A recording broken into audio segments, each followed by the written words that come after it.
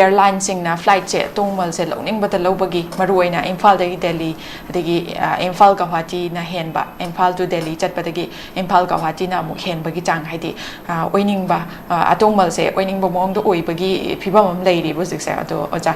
karamba authority na yengsin ba mathau tai ado ja kari haibi keno ne akhoi gi masi kamai tawge civil aviation na masi gi keno se tawbune ado Manipur gi na transport department na tawbune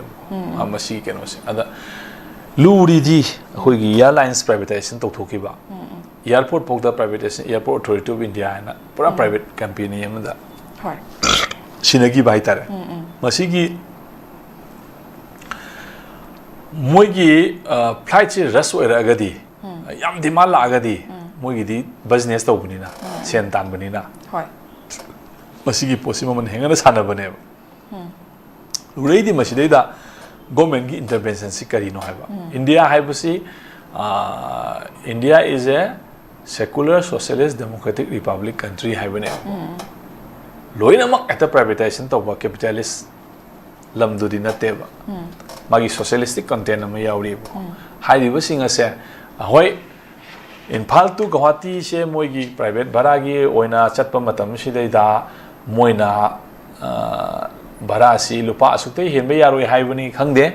or natragana moin lowning balawrasu prajadai di asukte hena contribute to yaroi madu akhoi gas ki paisa halakpa du maina akhoi da ticket ka basing da subsidy pi bani khangde kaino madi intervene to gadone ba masi intervene to da base preamble da soe India gi constitution gi preamble da masi so ebuko haidi moina privatization hai targasu private ni hai targasu privatization ya hai targasu madu people da yamna awabo samna gas ko subsidy piridra gas ya koina paisa pibadadi lupa lising amaga kaya no pire ko ada moina matam matam gi laukthok subsidy da koida bank account halai dana ko halatra gas ama loki matam da ina aimon gi puthoga lupa lising amaga chama pire su na taga lising ama kuntha pire su aimon lupa sami halakpa sahum halakpa sani halakpa matam matam gi government na piba ngamba re ama da laukthoi dana ko ada mai to na flight ki ticket asisu hoigi Manipur gi leriba kaino singa se moina rate lepa maman namdi leigadong ne government na ऐसी नोइना पाइगे है तागसु गुवाहाटी की नसु दिल्ली की नसु कईगुम नोइना थाउ तांखली नत्रगा कइनोमा Tawi अखोय engine यादे पैसा हेंगते यादे हेंगलगसु प्रजादि दिन दुम लौरो हेंगलो तवदो प्रजादि government हनगनेना असुपोक्ति हनगनेना हम हनगदौ नत्रो होय होय अदु नत्रो सोशलिस्टिक कंटेंट हाइजिबो स्टेट की रेस्पोंसिबिलिटी खरा माइ केनो सिदे लेबिदो अदुना मसिगी प्रेमबल यावरिबा India is a secular socialist democratic republic country हाइरिबा मागी स्पिरिट चे preamble gi spirit che masigi pochi amuktang leiriba government ki leiriba mayam sing asina masigi spirit che maintain tongaba natraga socialist lo thok piro leiriba pot mayam sida ko masi pura puri fully pa lo privatize thok piro ko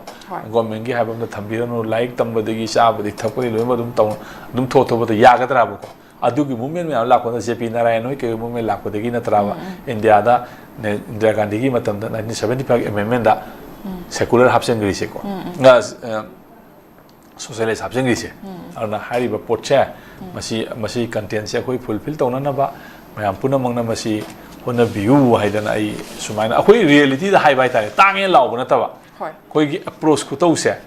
akoi sumaina taw se ba ko government akoi si taw ba na aduna tragadi